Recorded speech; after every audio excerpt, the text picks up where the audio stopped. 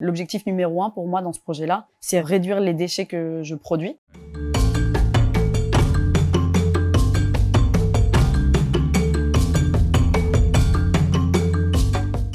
Dans notre copropriété, nous avons décidé de valoriser collectivement nos biodéchets. Comme nous n'avons pas d'espace extérieur, sauf une petite cour bétonnée, nous avons opté pour un lombricompost. Nous l'avons installé dans notre local à vélo. Rose-Hélène est le maître composteur mandaté par la mairie qui nous accompagne dans ce projet.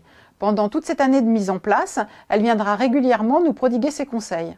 Le lombricompostage, c'est donc avec des vers de terre.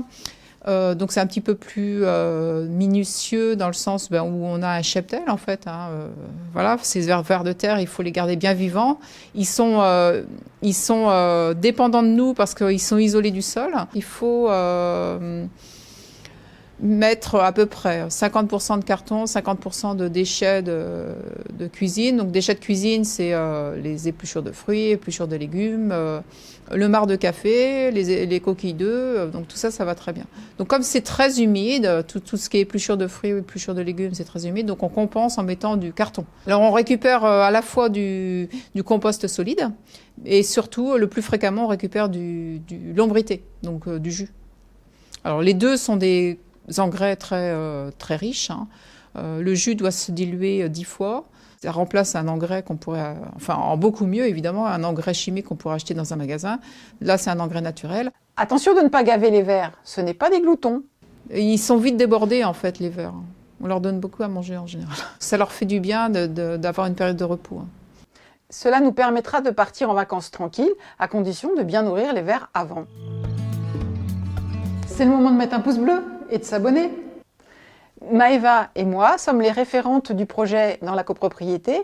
Elle fait partie du conseil syndical de l'immeuble.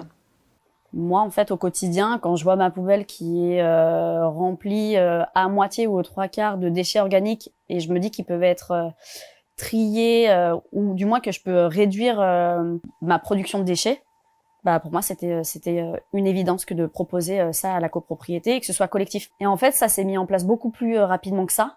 J'ai eu un premier appel donc avec la mairie, on m'a donné tout un tas d'informations et on m'a dit qu'on me mettrait en contact avec un maître composteur qui lui ferait l'étude de faisabilité. Alors mon attente numéro 1, c'est que déjà ce soit pas un échec. Et pour moi, c'est une manière de s'engager. Donc si collectivement dans mon immeuble, j'aurais réussi à convaincre, bah moi pour moi ça aurait été une réussite. Le lombricompostage collectif, c'est un peu délicat.